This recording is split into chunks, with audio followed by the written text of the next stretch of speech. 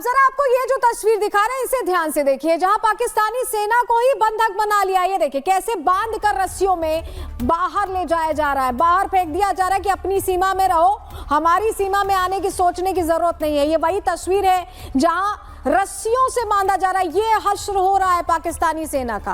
अब पाकिस्तान से सामने आ रही इन तस्वीरों को लेकर आरएसएस प्रमुख मोहन भागवत का बयान भी सामने आया, जहां वो कह रहे हैं कि पीओके आज नहीं तो कल लेकिन वापस जरूर आएगा। उन्हें भी सुन लीजिए।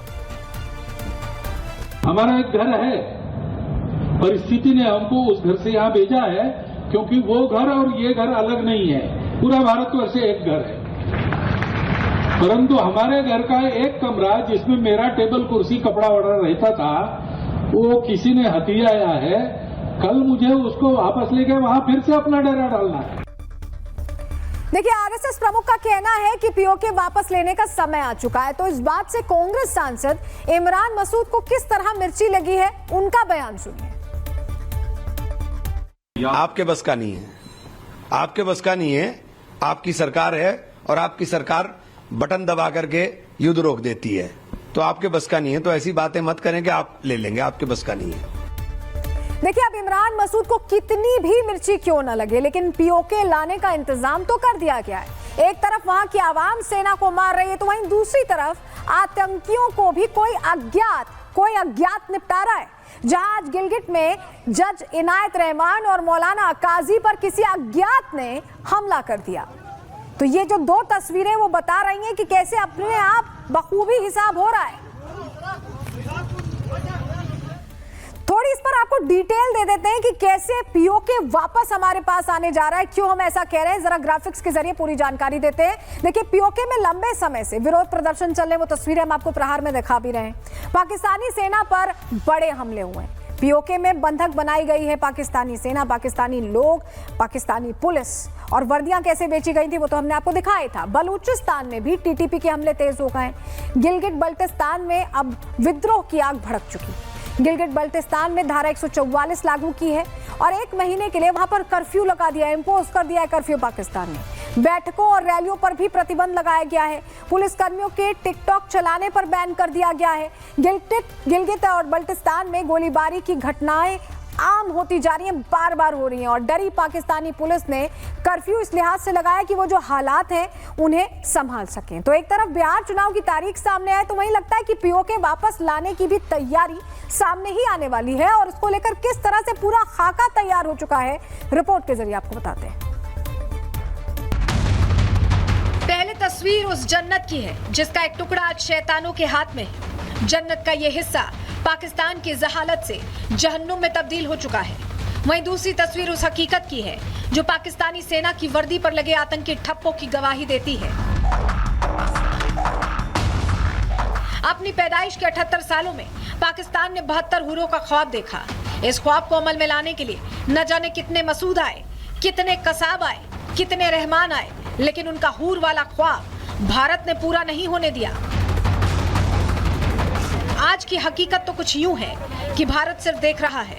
वो देख रहा है कि पाकिस्तान में किस तरह सरकार को दौड़ाया जा रहा है, सेना को ठोका जा रहा है, मुनीर की वर्दी के चीथड़े उड़ रहे हैं, और गले में दहशतगर्दी का हथियार टांगे घूमने वाले आतंकी भी अब सुरक्षा कर्मी लेकर घूम रहे हैं।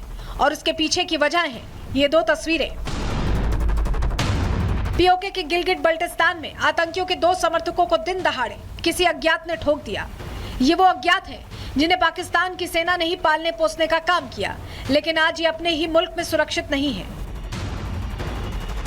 और इन आतंकियों का साइलेंट सफाया करते इन अज्ञातों का भी डर पाकिस्तान में कुछ ऐसा है कि अब मसूद की भी टांगे कांप रही हैं। ऐसा हम नहीं, इशारों में खुद पाकिस्तानी विदेश मंत्रालय की प्रवक्ता मुमताज जहरा बता चुकी हैं। Pakistan has presented concrete evidence of the involvement of Indian agents in terror attacks inside Pakistan and extraterritorial and extrajudicial killings of Pakistani nationals on Pakistani territory. These acts are illegal. These are a violation of international law, of UN Charter and the basic precepts of justice and due process. एक तरफ पाकिस्तान में आतंकियों का सफाई अभियान चल रहा है, तो वहीं पीओके वासी भी अब अपना हक मांग रहे हैं। हम डिस्प्यूटेड एरिया हैं तो मतलब कानून नहीं है, पाकिस्तान का आइन यहाँ इम्प्लीमेंट नहीं होता, वाज़ेह बात है। अब आप जिस जुमरे में बात कर रहे हैं, अगर यहाँ से कोई चीज मैं इंपोर्ट करके पाकिस्तान ले जाके बेच रहा हूँ तो कानून जुर्म किस कानून के तहत, किस मुल्क के कानून के तहत जुर्म होगा? अभी तक तो मैं किसी आइन में नहीं आता, मैं तो आइन से बाहर हूँ। न मुझे किसी ने अपने आइन में शामिल किया है, न मुझे अपना आइन बनाने दिया गया। कैसे कह सकता हूँ कि यहाँ से लेके जाना चोरी है?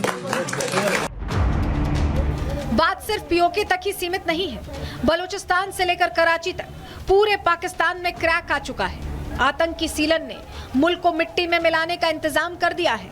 अब आटे की लाइनों में लगी आम आवाम ही नहीं, बल्कि हुक्मरानों की चीख भी निकल पड़ी है। भीख मांगते मांगते कटोरा घिस रहा है, मुल्क अब पिस रहा है। क्या आपके पास हर चीज का सलूशन जो है वो क्या कशकौल लेके लोगों के सामने खड़े हो जाना है? पाकिस्तान, मेरे भाइयों, फैसलाबाद के भाइयों और बहनों, पाकिस्तान कब तक भीख मंगों की तरह यूं झोली फैला के खड़ा रहेगा आवाम, कौम के सामने और दुनिया के सामने?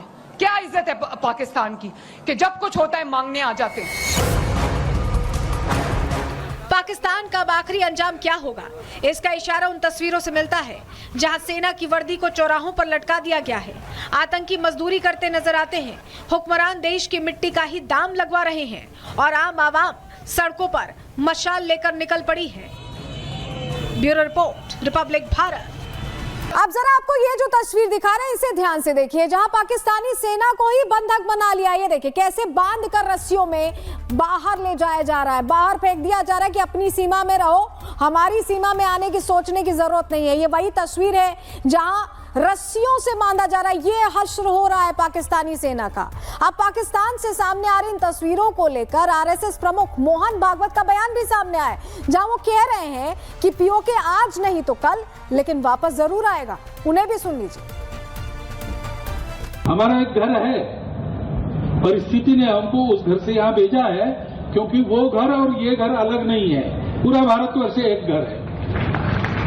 परंतु हमारे घर का एक कमरा जिसमें मेरा टेबल कुर्सी कपड़ा वड़ा रहता था, वो किसी ने हथियाया है। कल मुझे उसको वापस लेके वहां फिर से अपना डेरा डालना है।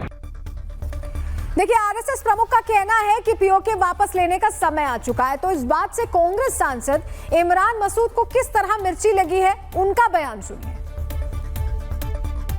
आपके बस का नहीं है, आपके बस का नहीं है। आपकी सरकार है और आपकी सरकार बटन दबा करके युद्ध रोक देती है, तो आपके बस का नहीं है। तो ऐसी बातें मत करें कि आप ले लेंगे, आपके बस का नहीं है। देखिए अब इमरान मसूद को कितनी भी मिर्ची क्यों न लगे, लेकिन पीओके लाने का इंतजाम तो कर दिया गया है। एक तरफ वहां की आवाम सेना को मार रही है, तो वहीं दूसरी तरफ आतंकियों को भी कोई अज्ञात निपटा रहा है। जहां आज गिलगिट में जज इनायत रहमान और मौलाना काजी पर किसी अज्ञात ने हमला कर दिया। तो ये जो दो तस्वीरें वो बता रही हैं कि कैसे अपने आप बखूबी हिसाब हो रहा है। थोड़ी इस पर आपको डिटेल दे देते हैं कि कैसे पीओके वापस हमारे पास आने जा रहा है, क्यों हम ऐसा कह रहे हैं। जरा ग्राफिक्स के जरिए पूरी जानकारी देते हैं। देखिए पीओके में लंबे समय से विरोध प्रदर्शन चल रहे, वो तस्वीरें हम आपको प्रहार में दिखा भी रहे हैं। पाकिस्तानी सेना पर बड़े हमले हुए हैं, पीओके में बंधक बनाई गई है पाकिस्तानी सेना, पाकिस्तानी लोग, पाकिस्तानी पुलिस, और वर्दियां कैसे बेची गई थी वो तो हमने आपको दिखाया था। बलूचिस्तान में भी टीटीपी के हमले तेज हो गए। गिलगिट बल्टिस्तान में अब विद्रोह की आग भड़क चुकी।